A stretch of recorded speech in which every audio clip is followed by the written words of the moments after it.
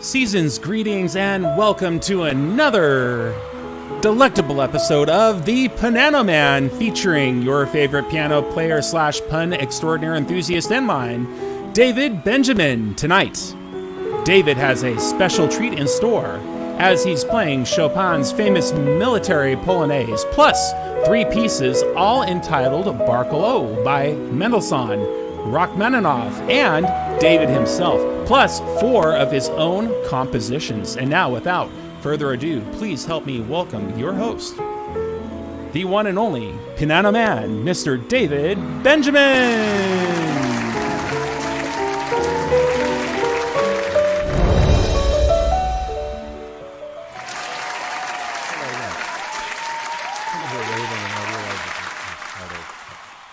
The title card was still up, so yeah. The joys of broadcasting live. All right, so welcome everybody. Welcome into my living room. And since Halloween is over now, you'll notice my yip back here has switched over to a fall appropriate one, although he still has a little jack-o'-lantern candy container. It's a little pumpkin farmer I made a few years ago, back when I didn't have enough yips made and my wife was still letting me make them. So I was she just gave me a look.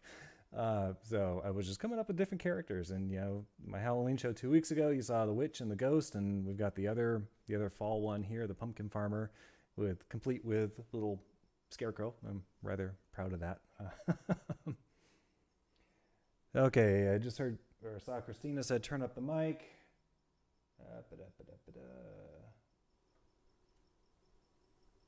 Okay, how's that? Is that better? Let me know in the chat.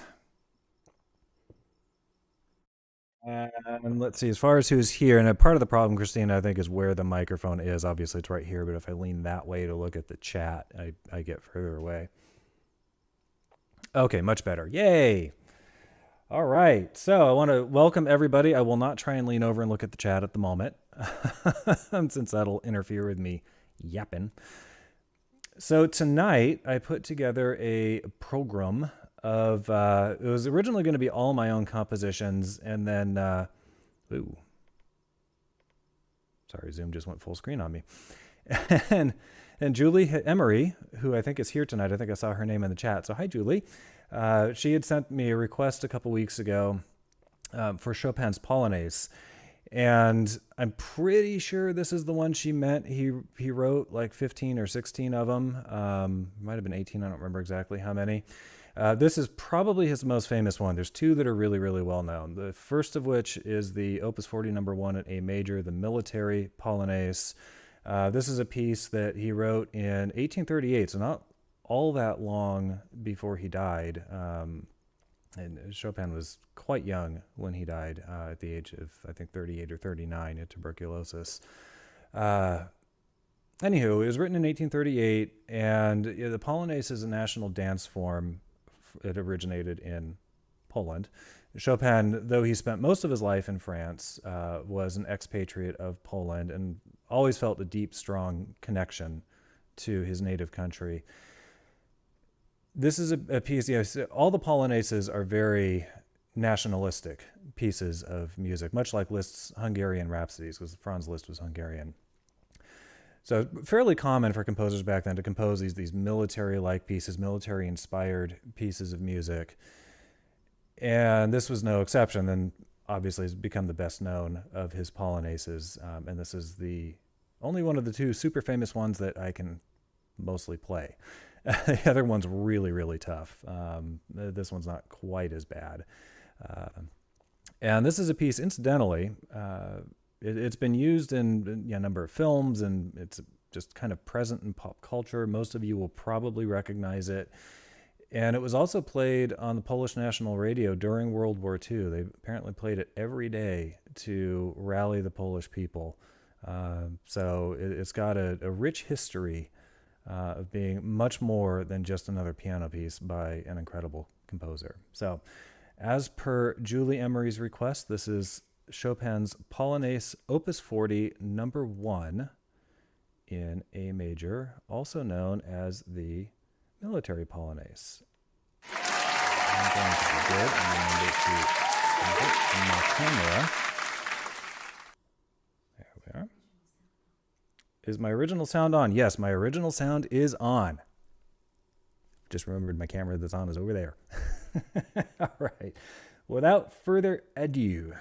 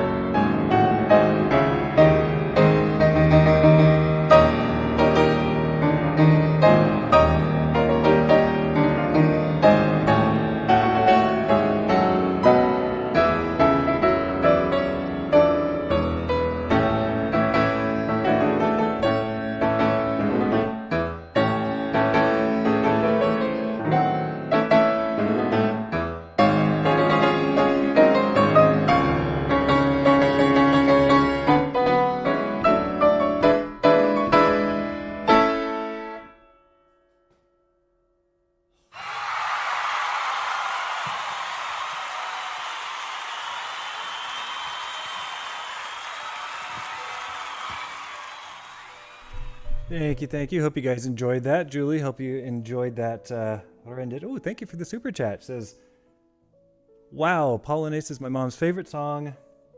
Thank you from Rosalie. Well, you're welcome, and thank you. Yeah, I hope you guys enjoyed that. I decided to play that first, partly because, you know, this is the kind of piece of music that if you're cooking in the kitchen, you really want to hand this one a spoon because it is stirring.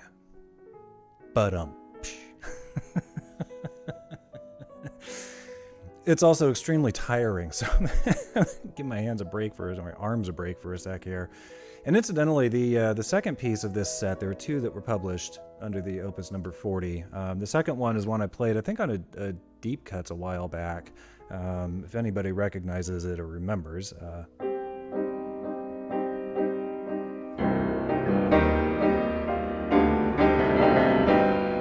That's the opening of the second piece out of the set, and it's been said that the first piece exemplifies the pride of the Polish people, and the second one is the tragedy of the Polish people. They're very, very different pieces of music, even though they're both polonaises. They're both based on that dance form from Poland. Oh, and I see another super chat from Dawn. Dawn says, "Thank you for learning the easy one." Yeah, that was out of the two famous polonaises. The other one is the heroic polonaise in A flat. You can look it up on YouTube. There's lots of people out there who can play it. It's got this section in particular. I mean, a lot of it I can play, but there's this particular section where it's doing this bump, not something like that in the bass, but it's not individual notes. It's octaves, so you have to move. And it's constant, kind of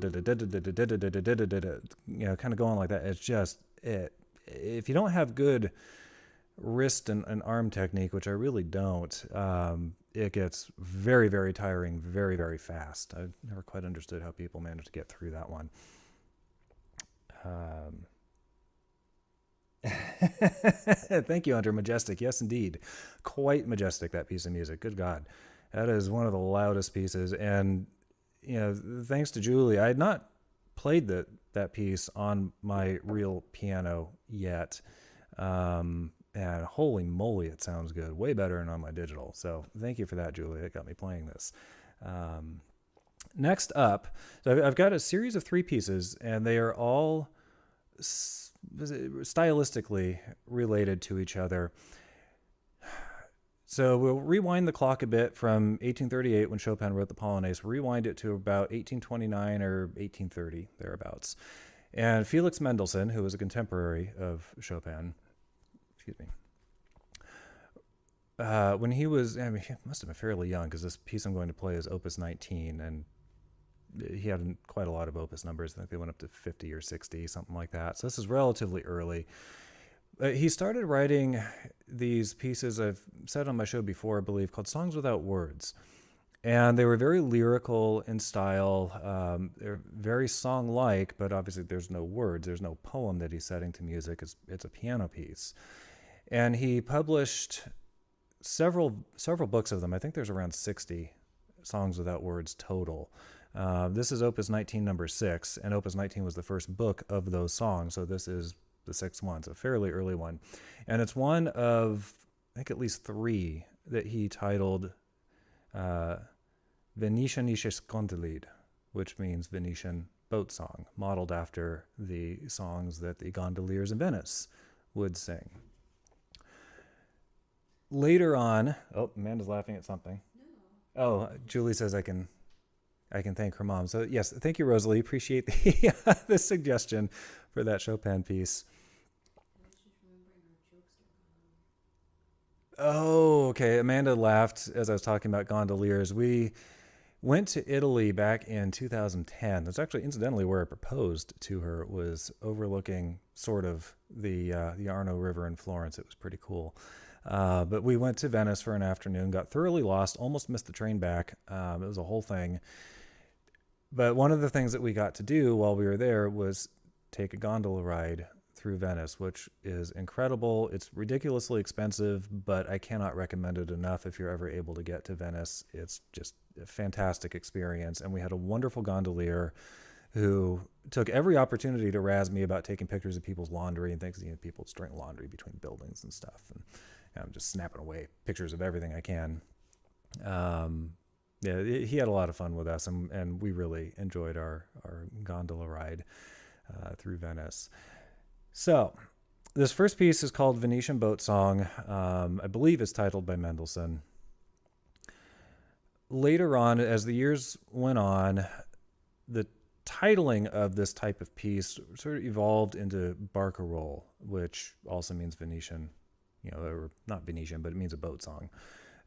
So the other two pieces of this set of three, one of them is by Sergei Rachmaninoff, and the third one is by moi.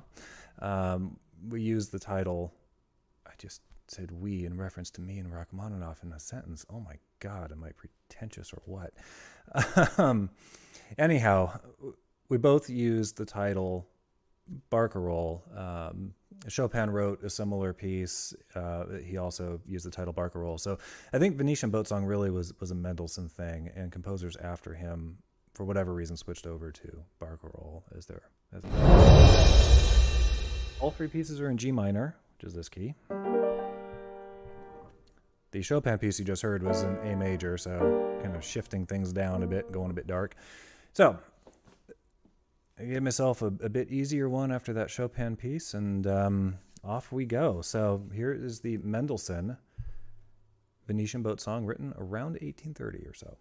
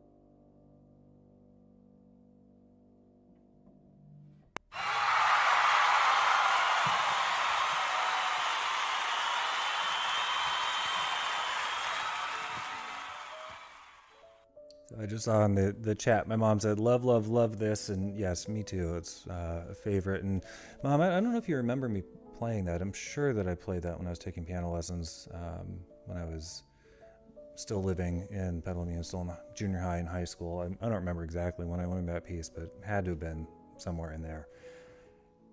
All right, so let's see. Yes, Mom, I just saw your note in the chat there. Next up, we have an easy piece by Rachmaninoff. Easy. The guy didn't write an easy piece. He couldn't have written an easy piece to save his life. Rachmaninoff is, as some of you are probably aware, is one of the best pianists in the history of the instrument. He had a whole different concept of what constituted something difficult. And unfortunately for me, about 80% of his stuff I just can't play. It's just so astronomically hard to play. His third piano concerto is widely considered the toughest piano piece ever written. And unlike Franz Liszt, who was real flashy, Rachmaninoff, you could tell his piano music was difficult, but he wasn't flashy about it. You know, his second piano concerto, for instance, the piano starts off with just this ridiculous, huge arpeggiated, where you're playing each note separately out of a full chord. A huge arpeggiated chord going very fast in the left hand, and you can't really even tell because the orchestra has the melody. The piano is just background. Rachmaninoff was an incredible composer. So this barcarolle was written, let's see, I've got a little cheat sheet here so I wouldn't forget. Yes, written 1894. So this is a relatively early piece for Rachmaninoff, just kind of like Mendelssohn, actually. It is part of a set of 7 pieces he published under Opus 10 called Morceaux de Salon, or salon pieces. So these were not really intended to be big concert hall pieces of music. They were intended to be played in the home or in smaller venues, more intimate venues than you would have in a concert hall. Not that that stopped people, of course, because it's Rachmaninoff, you play him in a concert hall, right? So early in his compositional career, he did kind of a lot of what I do, which is to imitate or not imitate, but use and kind of tweak some of the older forms of music. So this set of 7 pieces, there's a polonaise in there.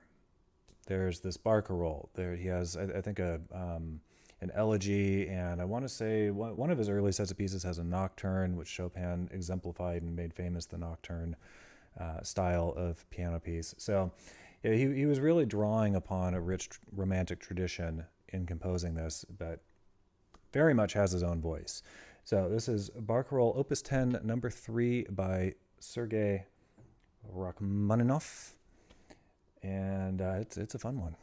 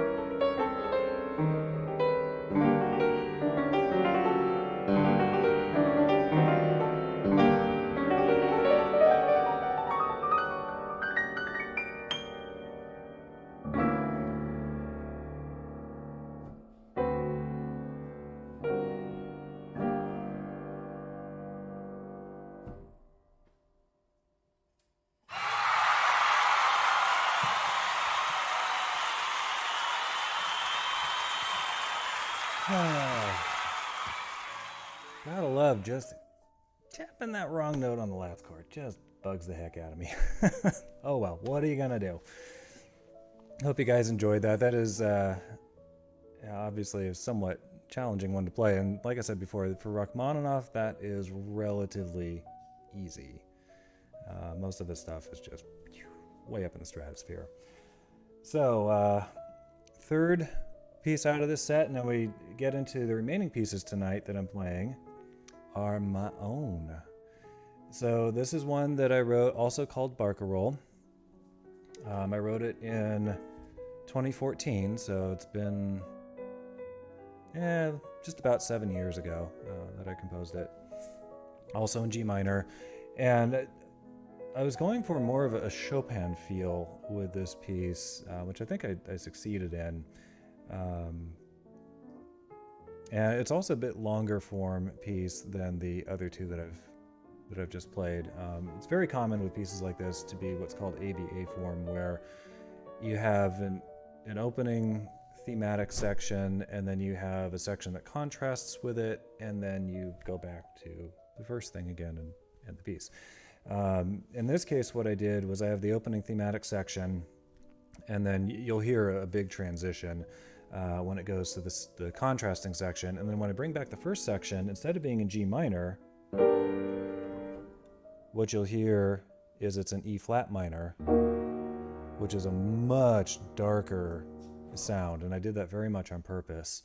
And then that leads back to the original opening section one more time, but this time in G major here. So I hope you guys enjoy it. This is one of my, well, most of my pieces are my favorites, right? Because, you know, I wrote them. Oh, thank you, Sam. Yay, we have laughter. It's like watching a camera that's laughing at me. All right. All right, hope you guys enjoy this. This is my barcarolle in G minor.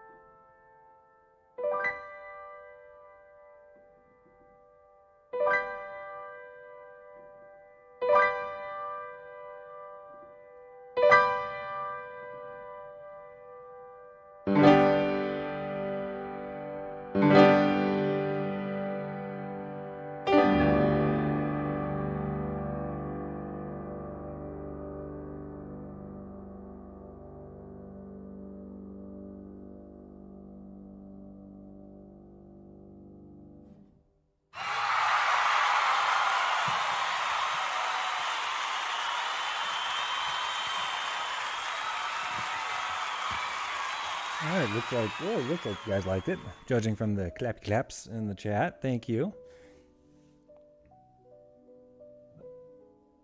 Oh, my mom says it sounds a lot better on my piano than it does on theirs. Yeah, well, I mean, that's the difference between a grand and they have a spinet, which, if you're familiar with piano types, spinet is the smallest of the uprights.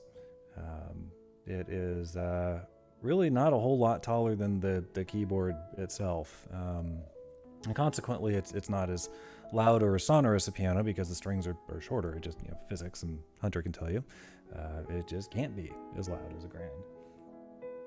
But that is the piano I grew up playing. It was a little Kimball spinet piano.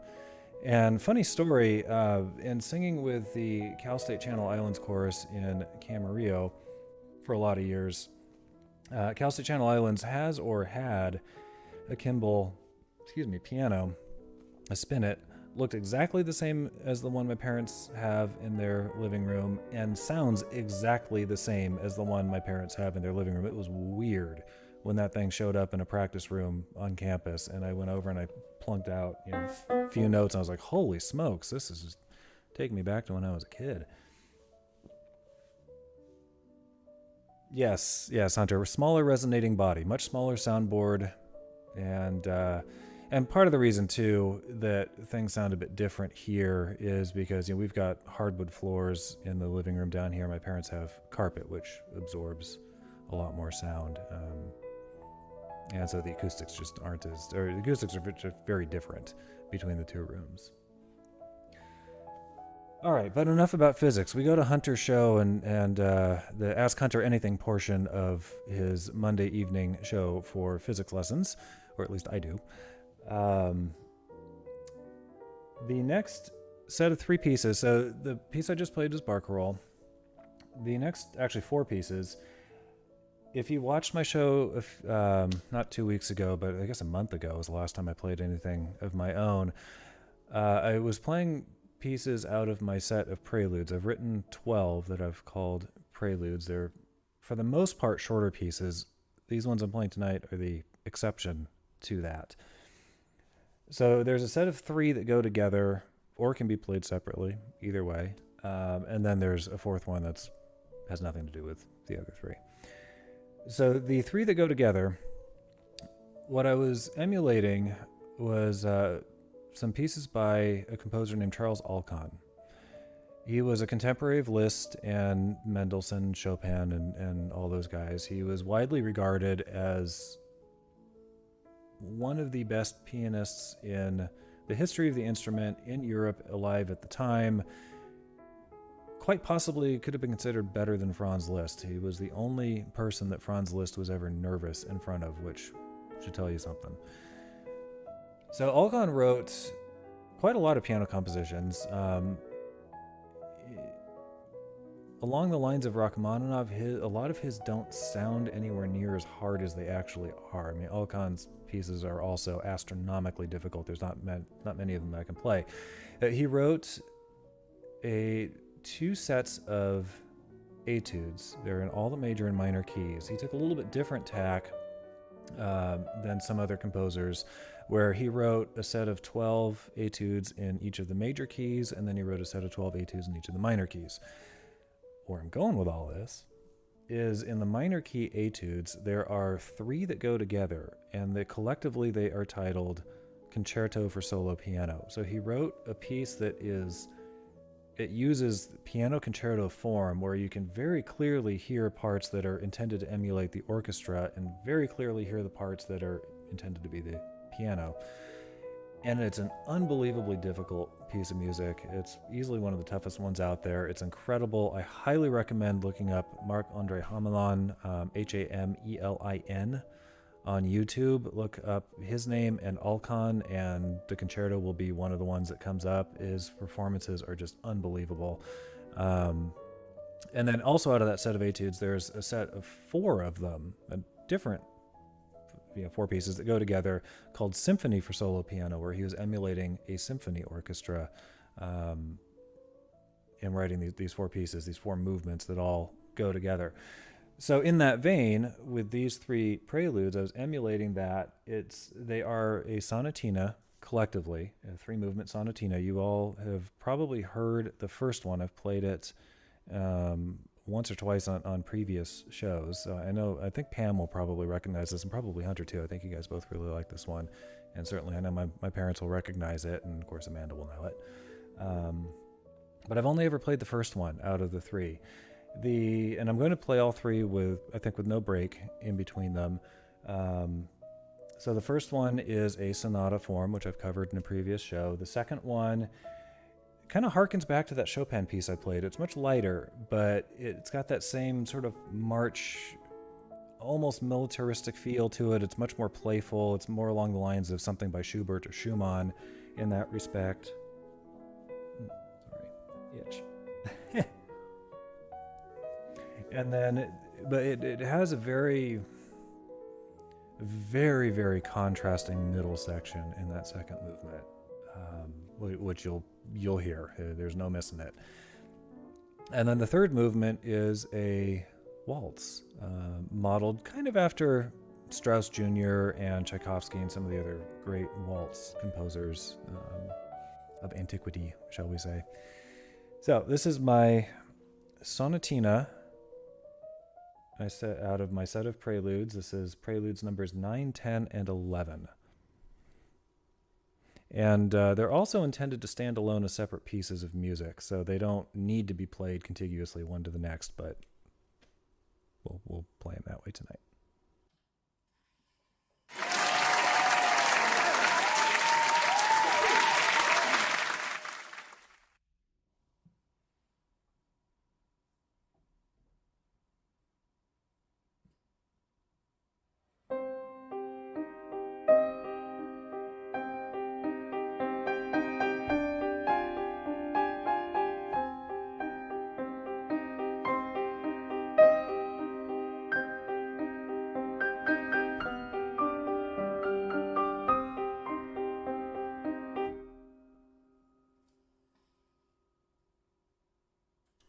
You know, I just remembered that my mother requested that I dedicate one of these to my grandmother so that she can play them for her. I'm going to dedicate this performance to my grandmom, and I hope you enjoy it. And this is three of my favorite pieces that I've written. So hope you enjoy.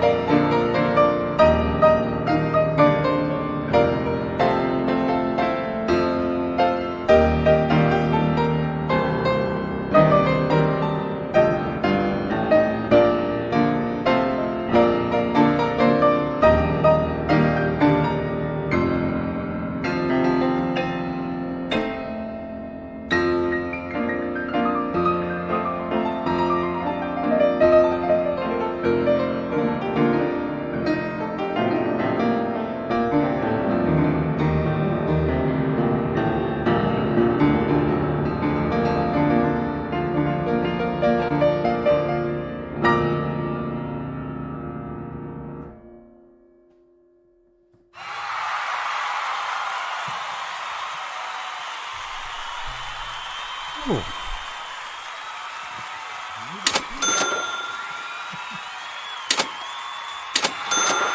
There were a couple of super chats coming out of the corner of my eye there. Oh, thank you, Barbara. Barbara sent a lemon hugging a lime, it looks like. And you know what happens when you get a lemon hugging a lime? Especially when they're little animated characters like that? It's Sprite. Anybody out there knows anything about animated computer characters and computer game characters? They were once called sprites back in the day, back in the 90s. Yeah, that was a good one. And thank you, Jeremy. Oh, great music. Thank you so much, Jeremy. Appreciate it. I'm glad you're enjoying it.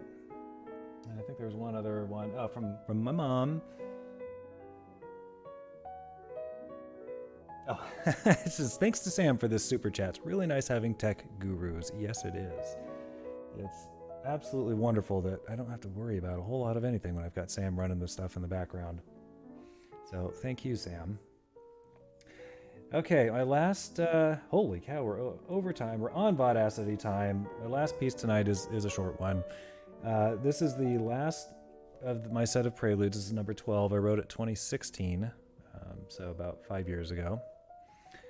And I wrote the first composition that I wrote, my first serious attempt at composition after college.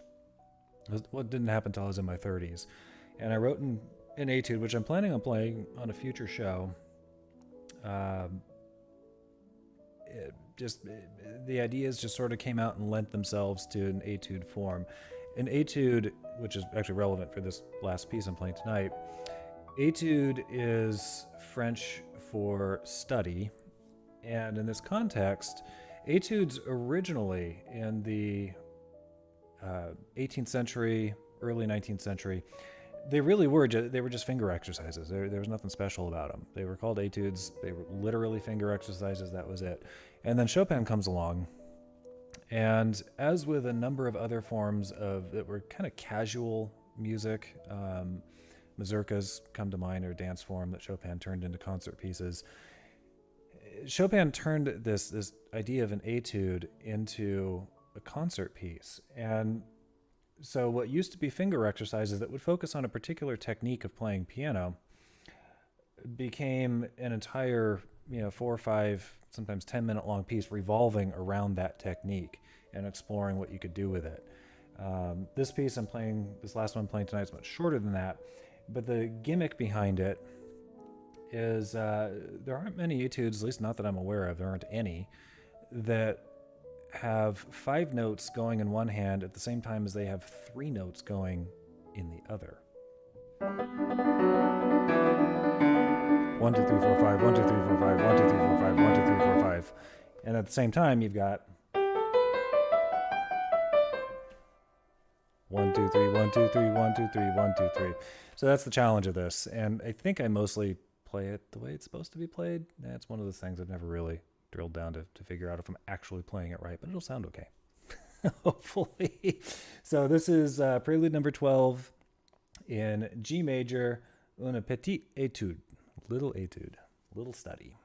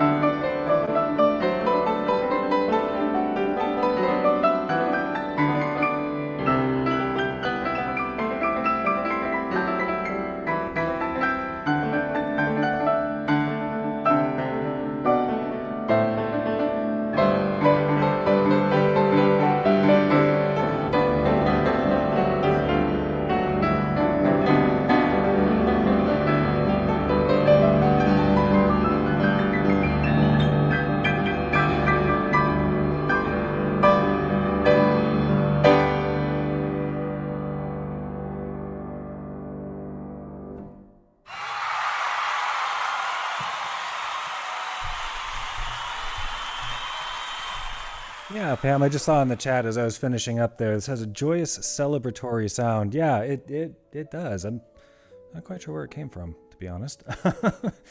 It's just one of those things. I think I just started kind of going, okay, what can I do with that? And then, yeah, it just sort of flowed out. This is one of those pieces that, in a lot of ways, almost wrote itself. And I wasn't intending to write, a long, lengthy piece or anything. And yeah, I knew this was not going to be a long one.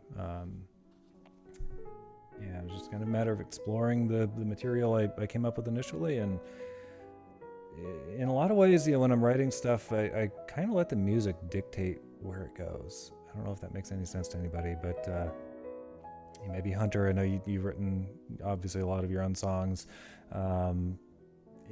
Sometimes you just gotta go with what feels right, I think, and that's kind of where this piece came from. So anyhow, let's switch back to my other camera. There we go.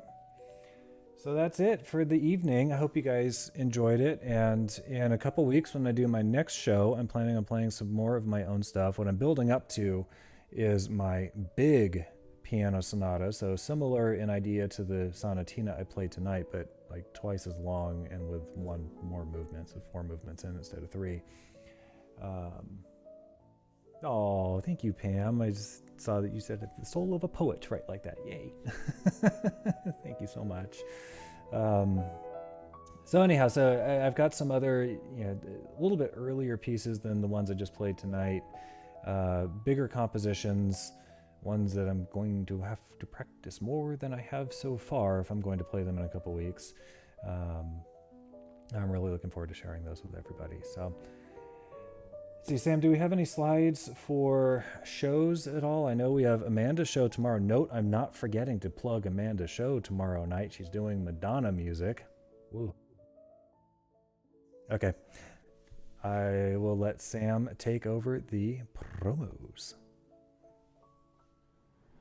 All right, tomorrow we have Madonna Week on Amanda on Demand, starting at 7:30 p.m. on Wednesday. You can still send in your requests to Amanda herself at www.vaudacity.online. Tomorrow, 7:30 p.m. And then Thursday we have Hunter Ackerman's Lovecast, episode number 80, with a special start time. Set your clocks and watches, 7:15 p.m. Thursday, 11/4. Episode number 80 of Lovecast, followed by The Cove, Music and Musings with Paul Carganilla, episode 16, the one about the late 90s. I'm sure my invite is in the mail. That's my favorite era. And that will be at 9 o'clock Pacific, Thursday, November the 4th. Our next Polly's Online Variety show is the John Mayer and Taylor Swift episode. That'll be Saturday, November the 20th at 6 o'clock p.m., featuring many of your Vaudacity Network favorite stars. And don't forget, next year we are planning a cruise. Polly's bringing the picnic on a boat. If you would like to see Polly and everybody you see on Vaudacity pretty much on a boat, on a ship, eat too much food and possibly drink too much alcohol, please join us on April the 1st of 2022. And now back to the Banana Man himself, Mr. David Benjamin. Just as a shameless plug here for Hunter's show, I'm wearing my favorite t-shirt, Hunter Ackerman's Lovecast. So definitely watch that Thursday night. It'll be a good one. So that's all I've got for you guys tonight, and I will see you in a couple weeks the next time I am on. And in the meantime, I will see you guys in the chat. Thank you so much for joining me tonight. It's been lots of fun playing for you, and we'll see you soon. Bye.